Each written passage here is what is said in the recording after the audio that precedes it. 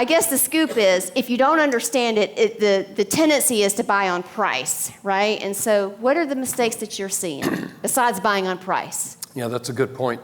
I would say the most common error that I see when I get called in, usually it's by people like you or a CPA or an attorney that suggest that they meet with me.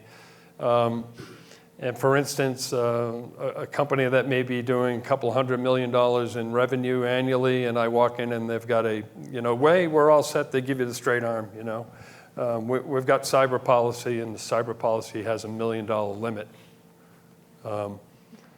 So I say, how did you get there? How did you get $1 million limit? I mean, how many people here own a building? You own a building, right?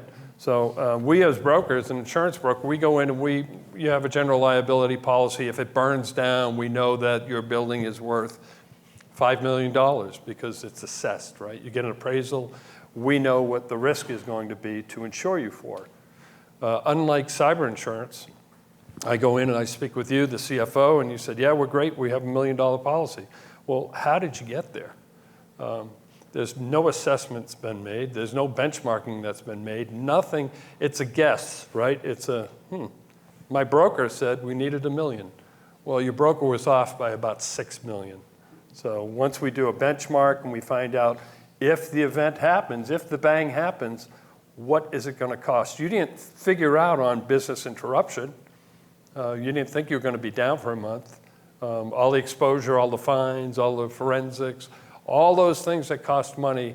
I do a whiteboard with a client, and we figure out that it's going to be expensive. Like Stan said, it's a $3 million, or Spencer said, $3 or $4 million average.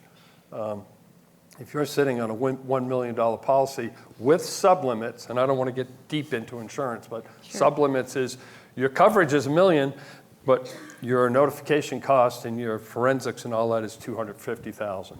So don't get duped by that.